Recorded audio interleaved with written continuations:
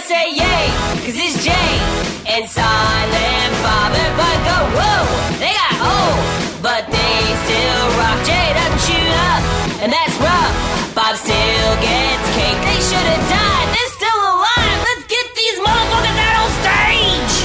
Welcome to Jay and Silent Bob, get on. Now here are your hosts, Jason Mewes and Kevin Smith. Holy shit!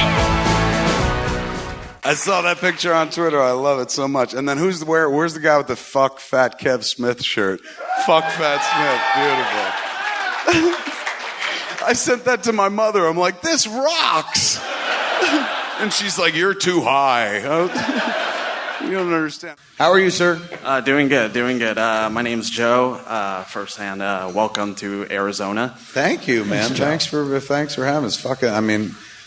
I can't avoid saying this. Fucking hot here. I only noticed that because I'm way overweight, morbidly obese. So naturally, like when you're in a hot place, you feel it even more. But they opened that plane door, and I was almost like, shut it, turn around. Is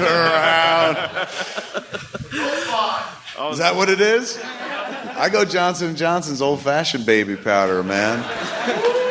Lather up and whatnot. Underneath, I'm just chalky as fuck. I was going to say, big fan of your films. I also run a podcast show with my friends that are here. Right on. You got a podcast as well? Yeah. What's it called? It's called Pop Cult Ritual. Fuck, I love it. It's like a zillion indie rock bands. But like to have an indie rock band, it takes talent. Like I could never have an indie rock band because I can't play any fucking music.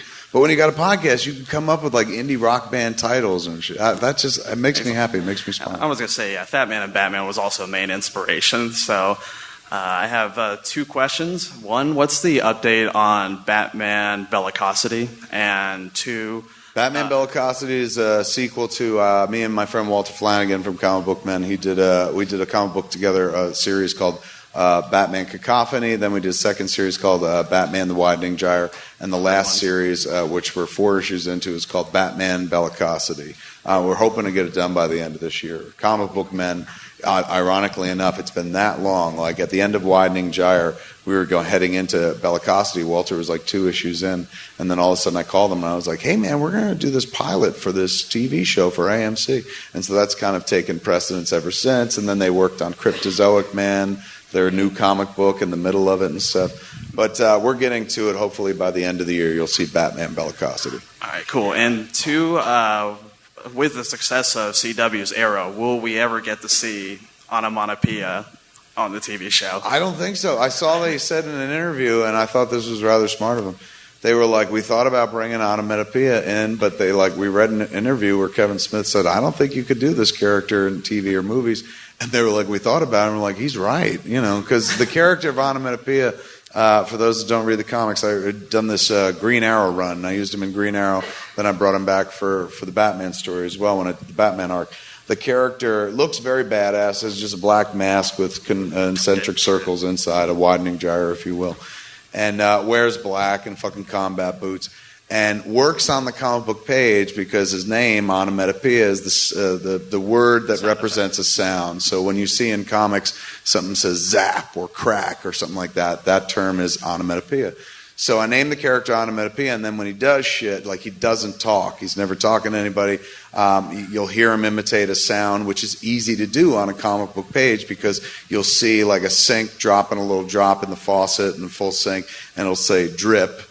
And so you can have some character then in a word balloon say drip, and it seems creepy. But if in the real world you were in a movie and you were watching like a sink and the water goes bloop, and if somebody was standing there and they went bloop, like that would, you'd be watching fucking Police Academy at that point. So I knew that he would only ever work on the page because I really thought about it. I was like, this fucking villain's badass. Maybe he'll be in a Batman movie one day. And then I really thought about it. I was like, this character doesn't work past the page whatsoever.